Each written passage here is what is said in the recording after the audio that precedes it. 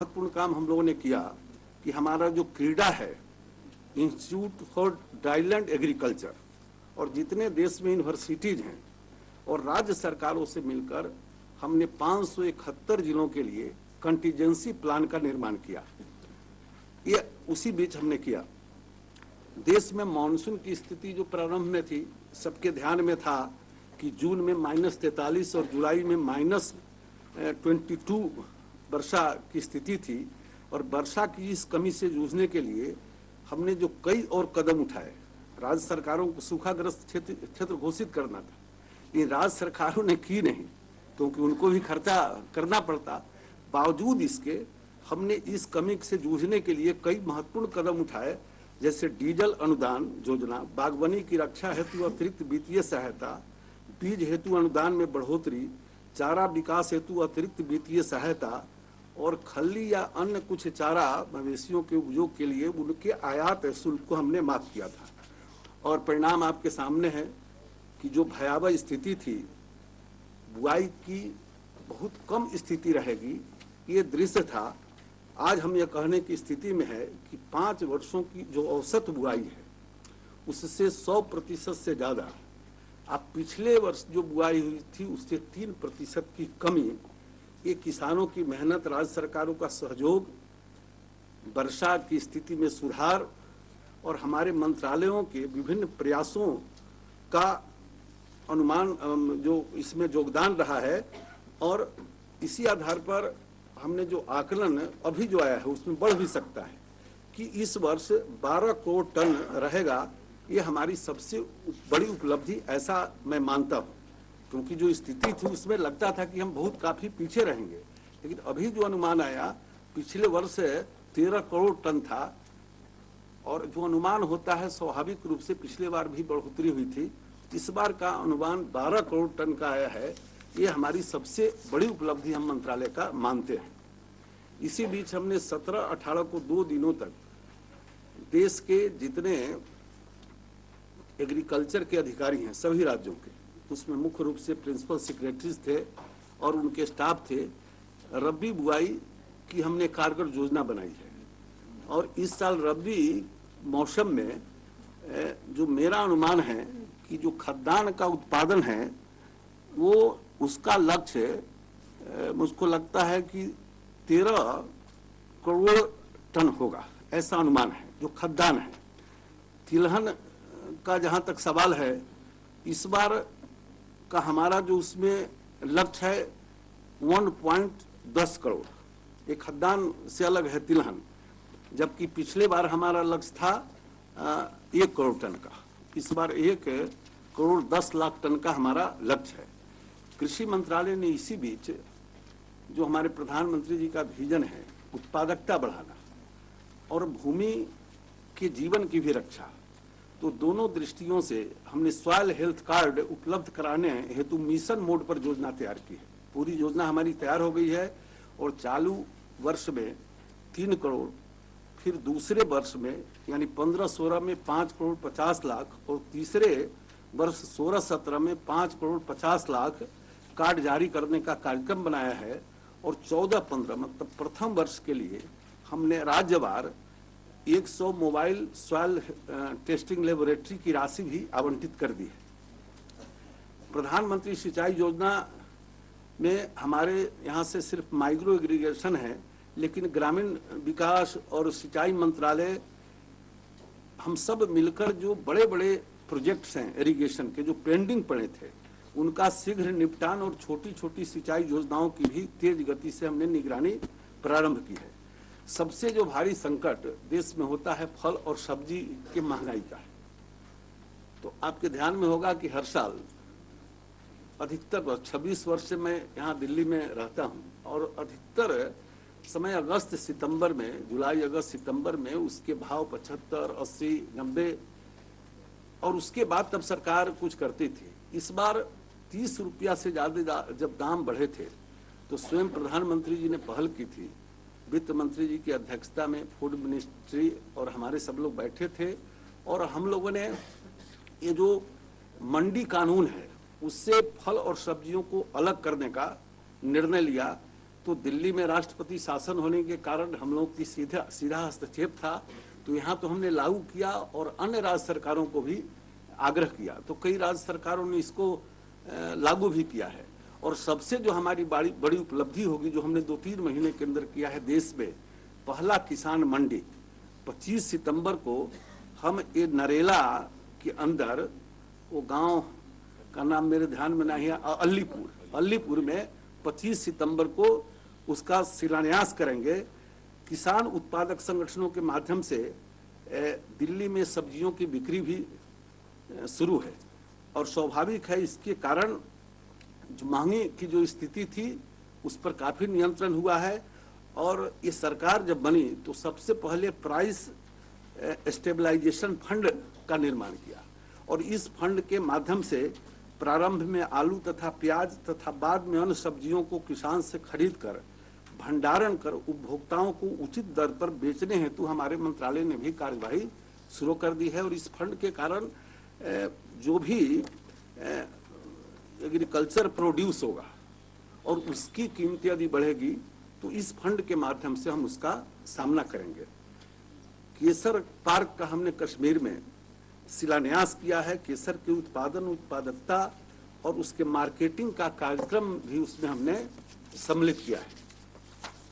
Agriculture marketing infrastructure के अंदर हमारे पास एक ग्रामीण भंडारण योजना जो कृषि मंत्रालय के अंदर है, बाकी फूड प्रोसेसिंग या फूड सप्लाई मिनिस्ट्री के अंदर है, लेकिन हमारे पास जो ग्रामीण भंडारण योजना है, तो इस वर्ष का जो बजट था 15-16 का, पहली बार 4 महीने के अंदर पूरे बजट का हमने योजनाओं की जो योजनाएं जी थी हमारे बजट के अनुकूल, उतने योजनाओं को 4 महीना के अंदर हमने स्वीकृत कर दिया है। वर्तमान में जो एक कृषि बीमा योजना है जिसकी भारी विसंगतियां हैं, आज भी अखबार पढ़ेंगे तो कई जगह के समाचार आए हैं, तो ये जो 12वीं पंचवर्षीय योजना में जो गाइडलाइन जारी हुआ, उस गाइडलाइन के आने के बाद तो और उसमें ज्यादा विसंगति हो गई। तो हरियाणा, मध्य प्रदेश, उड़ीसा, कई राज्यों के मुख्यमंत्री, कृषि मंत्री कुछ आए, कुछ लोगों ने फोन किया कि दूसरी जो योजना आ गई, दूसरे जो गाइडलाइंस आ गए, ये तो और किसानों के विरुद्ध जाता है और पहले वाले में भी काफी विसंगति थी। तो हमने निर्णय किया कि इस वित्तीय वर्ष में हम एक नई कृषि बीमा योजना लाएंगे और इसके लिए राज्य के अधिकारियों को बुलाया, हमारे सारे अधिकारी बैठे, उनकी राय ली और सभी माननीय मुख्यमंत्री को पत्र दिया और अधिकतर मुख्यमंत्री का उसमें बहुत अच्छा सुझाव आया है जो क्या होना चाहिए। और गुजरात के अंदर पूरा दिन भर हमने कार्यशाला भी आयोजित किया, मैं वहाँ था, दस्तावेज बना और अन्य राज्यों में भी हम जाएंगे और निश्चित रूप से इस वित्तीय वर्ष में हम एक नई कृषि बीमा योजना लाएंगे। चूंकि ये बड़ा काम है इसलिए इस वित्तीय वर्ष के अंदर इसको पूरा करेंगे। इसी तरह से ये जैविक खेती के अंदर हमने अपने मंत्रालय में देखा कि ये जो हमारा हॉर्टिकल्चर मिशन है या कृषि विकास योजना है, इसी दोनों के माध्यम से कुछ राशि जाती है, तो राज्य सरकार उसमें अपना मेहनत करती है और कुछ और संसाधन लगाती है और जैविक खेती को बढ़ाने का प्रयास करती है। अधिकतर राज्यों की इसमें रुचि बढ़ी है। सिक्किम तो एक ऐसा राज्य है कि जहां बिल्कुल 100% जैविक खेती होती है। तो इसी दृष्टि से हमने एक नई भारतीय परंपरागत कृषि विकास योजना प्रारंभ करने का न सिर्फ सोचा है बल्कि मंत्रालय के स्तर पर हमने उसका प्रारूप भी तैयार कर दिया है कि कम से कम पहले चरण में 1 लाख गांवों में हम इसको शुरू करेंगे। उन 1 लाख गांवों में, गांव के अंदर कम से कम एक गांव में कम से कम 50 किसान हो कम से कम, और मैक्सिमम 1 एकड़ के खेती के लिए हम उसमें सहायता प्रदान करेंगे। मंत्रालय के स्तर पर हमारी योजना बन गई है और फिर आगे इसको हम आगे की प्रक्रिया प्रारंभ किया और लगता है हमको कि 1-2 महीने के अंदर हम ये राष्ट्रीय परंपरागत कृषि विकास योजना के माध्यम से जो जैविक खेती है, जिसके तहत रासायनिक आदानों पर हमारी निर्भरता कम होगी और प्राकृतिक संसाधनों का उपयोग हम ज्यादा करेंगे। इसी प्रकार से सहकारिता में पारदर्शिता लाना, तो सहकारिता में जो मल्टी स्टेट कोऑपरेटिव सोसाइटीज है वो हमारे पास यहाँ सीधे है तो इसके लिए हमने एक ऑनलाइन व्यवस्था शुरू की है सूचना की, कि जो भी रजिस्ट्रेशन की जो प्रक्रिया है इसकी, उसमें काफ़ी लोगों को परेशानी होती है, तो ऑनलाइन सूचना हमने उपलब्ध कराना शुरू कर दिया है। इसी 1 महीना के अंदर इस काम को किया है। और राष्ट्रीय कृषि एवं ग्रामीण विकास बैंक ने ग्राहकों को कृषि और उससे जुड़े क्षेत्रों के लिए रियायती दरों पर लंबी अवधि के कर्ज की सहूलियत कृषि एवं ग्रामीण बैंकों द्वारा 12 सितंबर 14 से देनी शुरू कर दिया है। और इसके लिए हमने 5,000 करोड़ का प्रारंभिक आवंटन भी कर दिया है नाबार्ड के माध्यम से। चने का जो महत्वपूर्ण अभी जो मंत्रालय ने काम किया है कि चना जो होता है उसके जीनोम विश्लेषण की सहायता से बीज की नई किस्में तैयार की जा सके। और इसके लिए मैं खुद गया भी था। अब अंतर्राष्ट्रीय संस्था है ICRI-SAT, क्रीडा उसको बोलते हैं, इक्री साइड में खुद गया था वहाँ, वो हैदराबाद के बगल में है। और वहाँ पर हमने 12.5 करोड़ रुपये के प्रकल्प का एक अनुमोदन किया है कि जो चने के जीनोम विश्लेषण की सहायता से बीज की नई किस्में तैयार करेगा। इसी तरह से सूखा, बाढ़ और लवण प्रभावित क्षेत्रों में एक अंतर्राष्ट्रीय संस्था है इंटरनेशनल राइस रिसर्च इंस्टीट्यूशन, उसके सहयोग से धान की जो प्रतिरोधक किस्में हैं उसका 10,000 हेक्टेयर में हमने अभी उसको लगाया है प्रयोग के तौर पर। इसी तरह से पादप और पादप पदार्थों के आयात हेतु कटुपल्ली बंदरगाह जो तमिलनाडु में है और कोचीन हवाई अड्डे को उससे जोड़ा है ताकि हमको लाने में और ज़्यादा सहूलियत हो। फिर जो एक सबसे बड़ा महत्वपूर्ण विषय है कि अभी अपने देश का लाइफलाइन कृषि है, तो कृषि का लाइफलाइन पशुधन है। और पशुधन में जो हमारी देसी नस्ल की पशु है और खास करके दूध उत्पादन के मामले में हम दुनिया के 1 नंबर देश जरूर हैं, लेकिन हमारी उत्पादकता में भारी कमी है, उत्पादकता में काफ़ी अंतर है। और इसका मूल कारण है कि जो देसी दुधारू पशुएं हैं उसकी उत्पादकता बढ़ाने के लिए हमने कोई अलग से प्रयास नहीं किया। अब देश में लगभग 200 ब्रीडिंग सेंटर चल रहे हैं, लेकिन उसमें सभी किस्मों के और खास करके विदेशी किस्मों के नस्ल के संवर्धन पर ज़्यादा हमारा जोर रहता है। तो हमने एक राष्ट्रीय गोकुल मिशन लाया है और उस मिशन के तहत 500 करोड़ रुपये की राशि परिव्यय करने का इस 2.5 वर्ष के अंदर हमने योजना बनाई है। इस 6-8 महीने के अंदर 150 करोड़ करेंगे। और इसके तहत जो 37 देसी नस्ल की गाय हैं और 13 देसी नस्ल के जो भैंस हैं, देसी बोवाइन मजबूत और लचीले होते हैं। सबके ध्यान में ये बात जरूर रहे कि जो विदेशी नस्ल के पशु हैं उनमें उत्पादकता है, लेकिन उनकी प्रजनन क्षमता 5 से 6 बार इससे ज्यादा नहीं है। लेकिन देसी नस्ल की जो हमारी पशुएं हैं उनकी प्रजनन क्षमता 10 से 12 बार। दूसरा कि ये यूरोपीय कंट्रीज में है विदेशी नस्ल के, तो अपने देश के अंदर ठंडा अभी है तो ठीक है, नहीं तो थोड़ा गर्मी होने पर उनकी हालत बहुत खराब होती है। और जो क्लाइमेट चेंज हो रहा है उसके कारण तापमान में वृद्धि अगले 10 वर्ष आते आते काफी होना है। यदि 1 डिग्री टेम्परेचर बढ़ा तो ये विदेशी नस्ल की जितनी गायें हैं शायद हमारे लिए बेकार सिद्ध हो जाएगी।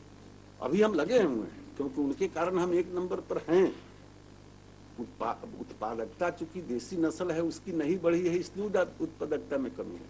तो हमारी जितनी योजनाएं चल रही हैं विदेशी नस्ल के संकर नस्लों के संवर्धन के लिए वो चलेगी, लेकिन ये 500 करोड़ की राशि लगाकर जो देसी नस्ल के दुधारू पशु हैं उनके संवर्धन और संरक्षण के लिए हमने एक योजना लाई है जिसका नाम राष्ट्रीय गोकुल मिशन है। और वैज्ञानिक ढंग में स्वदेशी नस्लों के संरक्षण और विकास के उद्देश्य के साथ इसको हम शुरू करने जा रहे हैं।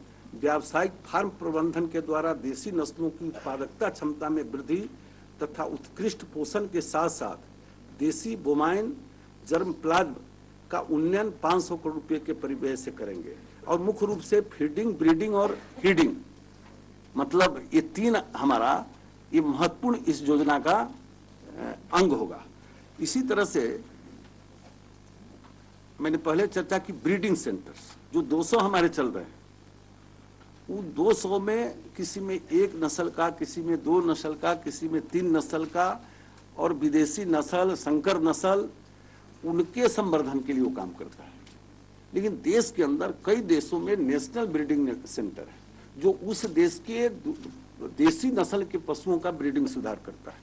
इसका हमारे यहाँ भारी संकट रहा है, तो इसके लिए 50 करोड़ रुपए का अनुमोदन मंत्रालय ने किया है और 2 नेशनल कामधेनु ब्रीडिंग सेंटर हम स्थापित करने जा रहे हैं। इसके लिए राज्य सरकारों से जमीन भी हम मांगे हैं और इसके बाद देसी नस्ल सुधार और उसके संवर्धन में हमारे काम को और गति मिलेगी, क्योंकि यहाँ से सिर्फ और सिर्फ जो ये 37 नस्ल की देसी गाय और भैंस की जो 13 नस्लें हैं, हम उनके ऊपर पूरे देश में काम करेंगे। रियल दूध नेटवर्क, ये हमको लगता है कि 1980 में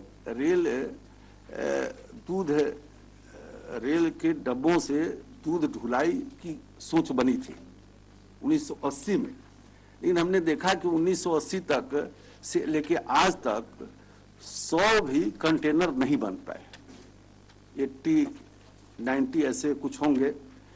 तो हमने पूरे देश को रेल दूध नेटवर्क से जोड़ने का तय किया है और कम से कम 100 इस 1.5-2 साल के अंदर, हालांकि वो रेलवे तैयार होता तो 100 के लिए हम ऑर्डर देते, लेकिन अभी उस तैयार हुए आपको 30 टैंकर के लिए, तो 30 के लिए हमने आदेश दिया है। उसका बनना वो 3 महीना पहले दिया था। सरकार बनते माननीय प्रधानमंत्री जी ने रेलवे को डायरेक्टर को बुलाया था, हमारे अधिकारी बैठे थे और 30 के लिए वो तैयार हुए थे। 30 बन रहा है, लेकिन इसको 100 करने का है। और इसके कारण जो दूध की ढुलाई का मुख्य रूप से आप देखेंगे कि 3 महीना का जो समय होता है, जुलाई, अगस्त, सितंबर, तो उस 3 महीने में उत्तर भारत में दूध का कम उत्पादन होता है और दक्षिण भारत में ज्यादा होता है। फिर जाड़ा में स्थिति बदल जाती है। तो इसमें रेल दूध नेटवर्क की बड़ी भूमिका होगी और 1 रुपये सस्ता वो पड़ता है, तो दूध के दाम को भी नियंत्रित करने में हमें सहूलियत होगी। अभी हम 2 दिनों तक देश के पशुपालन मंत्रियों को बुलाए थे, 16-17 सितंबर को, और 2 दिनों की कार्यशाला थी और उसमें हमने कि उत्पादकता बढ़ाने के लिए दूध सहकारी संगठनों को मजबूत किया जाए, इस पर हमने चर्चा की है, कुछ योजना बनाई है और ये योजना काफी प्रभावी रहा है। और एक दिन बारी बारी से मंत्रालय में भी लगभग आधे राज्यों के अधिकारी और मंत्री स्वयं बैठे हैं और अब ये तय हुआ है कि हमारे अधिकारी राज्यों में जाएंगे। पहले चरण में शिलोंग में तय हुआ है कि उधर के 6 राज्यों के सारे अधिकारी बैठेंगे। काफी काम तो हमने यहाँ किया है, लेकिन उनको यहाँ ज्यादा दिन रुकना, ज्यादा दिन रखना, तो इससे अच्छा हम लोगों ने तय किया कि नहीं, अब हर राज्य में हमारे अधिकारी जाएंगे और अगले 3 महीने के अंदर इस क्षेत्र में क्या क्या कमजोरी है उनको चिन्हित करके, और कई ऐसी योजनाएं हैं जो संवाद के बिना या एक दूसरे से बातचीत नहीं होने के कारण वो पेंडिंग पड़े हैं 2-2 साल से, 1.5 साल से। कहीं का उपयोगिता प्रमाण पत्र नहीं आया, अगर आया तो कहीं कंप्यूटर में वो बंद है, विभाग के पास नहीं है, यहाँ से कोई चिट्ठी गई या कोई अलॉटमेंट गया तो उस राज्य में वित्त मंत्रालय में चला गया, लेकिन उस मंत्रालय को मिला नहीं। तो ये सारी जितनी विसंगतियां आई है 2 दिनों तक हमने चर्चा की है और इसके समाधान के लिए भी योजना बनाई है। अभी जो जम्मू और कश्मीर में आपदा आई, हमारे विभाग ने बाढ़ राहत उपाय के रूप में तत्काल सहायता पहुंचाने की दृष्टि से प्रभावित क्षेत्रों के लिए दूध और दूध उत्पादकों के रूप में राहत सामग्री भेजने की व्यवस्था की है। अतिरिक्त सेल्फ लाइफ दूध, दही, छाछ के पाउच, स्किम दूध पाउडर की विशाल मात्रा और पौष्टिक दूध पाउडर राहत के लिए जम्मू और कश्मीर राज्यों को एयरफोर्स के जरिए भेजा गया है। अब तक MSP जो पाउडर होते हैं दूध पाउडर के 5 टन, WMP के 70 टन और ESL के 17 टन, जिसमें दूध उत्पादकों की लघु मात्रा भी शामिल थी, को भेजा जा चुका है। और विभाग ने इस बार भी जो हम बैठे थे, सभी सहकारी संघों और मदर डेयरी जो दो इसके अंदर दूध उत्पादन के काम में लगे हैं, हम सब ने अपना स्टॉक रखा हुआ है। और वहाँ के बात हुई है वहाँ के पशुपालन मंत्री से भी, मुख्यमंत्री से भी, कि जब भी आपको जरूरत पड़े आप बताइए, हमारे पास स्टॉक रेडी है और तुरंत हम उसको भेजेंगे। राष्ट्रीय पशुधन मिशन की एक योजना हमारी शुरू हुई है, जिसमें 7 राज्यों के लिए वार्षिक योजना हमने अनुमोदित की है। लगभग 96 करोड़ की राशि हमने इसी 3-4 महीने के अंदर उनके लिए अनुमोदित की है। डेयरी के क्षेत्र में हम ये बताने में हमको गर्व हो रहा है कि मौसम प्रतिकूल था, विपरीत मौसम था, फिर भी जो पिछले वर्ष के 4 महीने के अंदर जो दूध की खरीद बिक्री हुई थी, उससे खरीद में 10% की वृद्धि और बिक्री में 8% की वृद्धि हुई पिछले साल 4 महीने के अंदर। और इधर 4 महीना मतलब 110 दिन के अंदर, ये कल तक का हमारा रिपोर्ट है, पिछले 110 दिन की तुलना में खरीद में 10% की वृद्धि और बिक्री में 8% की वृद्धि हुई है। इसी तरह से आपको एक नई योजना हमने शुरू की है, NPBBDD। इस योजना के अंतर्गत जो NPDD घटक के तहत 12वीं योजना के लिए इसी 100 दिन के अंदर हमने केरल 3, तमिलनाडु 3, नागालैंड 1, पंजाब 1, कुल में हमने पहले भी बताया कि 96 करोड़ रुपए के परिव्यय के आपको 8 नई परियोजना को हमने स्वीकृति दी। इस 100 दिन के अंदर हमने 8 नई परियोजनाओं को सैंक्शन किया है और प्रथम चरण के लिए उनको 33.96 करोड़ रुपया भी जारी किया है। फिर NPDD के तहत 11 राज्य जो नामित हैं पहले से, गुजरात, कर्नाटक, मिजोरम, पश्चिम बंगाल, केरल, महाराष्ट्र, पंजाब, तमिलनाडु, सिक्किम, उत्तराखंड में जारी 12 डेयरी का जो इंफ्रास्ट्रक्चर परियोजना है, उसके लिए भी हमने लगभग 19 करोड़ रुपए की धनराशि जारी की है इस 100 दिन के अंदर।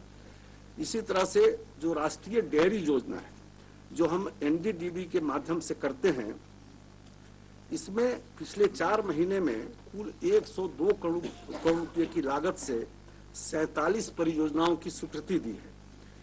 NDDB द्वारा NDP के अंतर्गत संतति परीक्षण वंशावली चयन कार्यक्रम के तहत जो गिर, राठी, थारपाकर, साहीवाल इत्यादि हैं का जो देशी नस्ल के हैं, उनके लिए भी हमने नया कार्यक्रम प्रारंभ किया है। फिर NDDB के तहत IIL द्वारा न्यूजीलैंड के साथ हमने सीरम निर्माण के लिए वहां से ब्लड लाकर हम यहाँ सीरम बनाते थे और काफी महंगा पड़ता था। इसी हमको लगता है कि 1.5 महीना पहले वही पर एक प्लांट लगाने के लिए हमारे मंत्रालय ने एक स्वीकृति दी है और वो काम अब इस वर्ष शुरू हो जाएगा। और इसी बीच राज्यों में 34,540 डेयरी यूनिटों की स्थापना करने के लिए नाबार्ड ने DDDS स्कीम हेतु लाभार्थियों को 122 करोड़ रुपए जारी किए हैं। पिछले 4 महीने के दौरान राष्ट्रीय बोमाइन प्रजनन कार्यक्रम के तहत 8 परियोजनाओं को लगभग 400 करोड़ रुपए के परिव्यय के साथ ही परियोजनाओं को अनुमोदित हमारे मंत्रालय ने किया है। MSP और SOP का सार ग्रहण तैयार कर अनुवांशिक उन्नयन कार्यक्रमों की गुणवत्ता में सुधार लाने के लिए सभी राज्यों को ये पैसा भेजा गया है।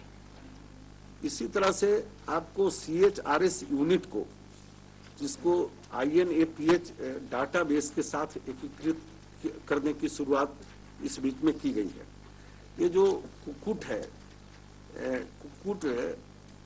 हाल में कुक्कुट चारा, छोटे और रूमिनेट्स NLM के दृष्टि से इस 4 महीने के अंदर 7 लाख वाणिज्यिक हैचिंग अंडे और 4 लाख वाणिज्यिक चूजों के साथ साथ 6,000 उच्च अनुवांशिक मूल्य पेटेंट हैचिंग अंडे और 33,000 पेटेंट दे पुराने उच्च अनुवांशिक प्रजनन चूजों की आपूर्ति की है। ये चूजे हैं जो पूरे देश में इस 4 महीने के अंदर, उसका आंकड़ा हमने इसमें दिया है। वर्ष 14-15 के दौरान 670 उच्च अनुवांशिक मूल्य के प्रजनन रैम और बत्तखें वितरित की गई है। ये हमको लगता है 4.5 महीने के अंदर 110 दिन नहीं, लगभग आपको 140 दिन का होगा, 4 महीने का होगा। वर्ष 14-15 के दौरान चारा, फसलों और घासों के लिए लगभग 40 से 100 क्विंटल किस्म के बीजों और निकुंज बीजों को उत्पादन हेतु बोया गया है, अपने देश में लगाया गया है। उद्यमशीलता विकास और रोजगार सृजन जैसे बकरी पालन, भेड़, सुअर, कुक्कुट इत्यादि के लिए नाबार्ड को 100 करोड़ रुपया दिया गया है। पिछले 3 महीने के दौरान विभिन्न पशु रोगों के खिलाफ राज्यों में सघन टीकाकरण कार्य प्रारंभ हुआ है।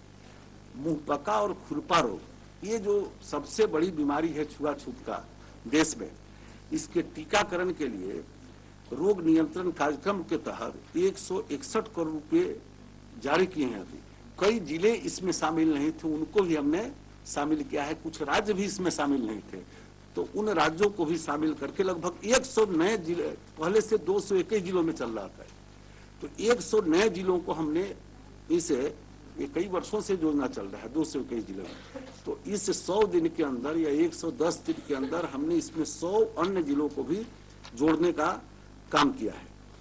विभिन्न आर्थिक रूप से विभिन्न महत्वपूर्ण रोगों की रोकथाम और नियंत्रण के लिए, पशु रोगों के नियंत्रण के लिए राज्यों को सहायता कार्यक्रम के तहत 46 करोड़ रुपए जारी किए गए हैं। अब ये राष्ट्रीय नीली क्रांति, इस राष्ट्रीय नीली क्रांति के विषय में, मछली के उत्पादन के मामले में निश्चित रूप से हम दुनिया में दूसरे नंबर पर हैं, लेकिन हमारी उत्पादकता का जो पैमाना है वो बहुत कम है। और हमारे पास जो प्राकृतिक संसाधन हैं, जल निकाय हैं, जलाशय हैं, झील हैं, तालाब हैं, और 8118 किलोमीटर लंबा तट भी है, लेकिन उत्पादकता का हमारे यहाँ संकट है। और इसी दृष्टि से पहले तो इनलैंड फिशरी के अंदर नीली क्रांति जो एक हमारी योजना है, उसकी हमने घोषणा की है और प्रारंभ में 50 करोड़ रुपये का इसके लिए अनुमोदन किया, प्रारंभ में शुरुआत करने के लिए। इसके अलावा भी हमने जो कदम उठाए कि हमारी उत्पादकता बढ़े, तो सबसे पहले हमने लगभग 17 देश के प्रतिनिधियों के साथ हैदराबाद में, मैं स्वयं वहाँ था, और 2 दिनों की कार्यशाला हुई और कई देशों के साथ हमने इसमें सहयोग का उसमें निर्णय किया। ये हैदराबाद में हुआ था 23 और 25 जून को, इसी 14 में। दूसरा कि जो हमारा जो फिशरी का सेंसस है, उसको भी हमने अभी जारी किया है 29 अगस्त को, कि हमारी क्या स्थिति है। और इन 4 महीनों में, इसी अवधि के दौरान, राष्ट्रीय मछुआरा कल्याण योजना के तहत 830 मछुआरा घरों को उसमें इंदिरा आवास के तहत उनका मकान बनवाते हैं। ये बहुत बड़े पैमाने पर नहीं, लेकिन जो सोसाइटीज हैं हमारे मछुआरों को, उनका घर बनवाने का सीधे यहाँ से करते हैं हम। तो 4 महीने के अंदर 830 मछुआरों के घर बनवाने के लिए पहले राशि कम थी, उसको हमने बढ़ाकर इंदिरा आवास के बराबर उसको किया है। इसी तरह से आपको गुवाहाटी में 27 अगस्त को एक सम्मेलन हुआ था कि जितने इससे जुड़े हुए लोग हैं उनका किस प्रकार से सहयोग लिया जाए। तो गुवाहाटी में सम्मेलन 27 अगस्त 14 को हुआ। गहरा समुद्र मत्स्य नीति की व्यापक समीक्षा के लिए 2014 के लिए एक विशेष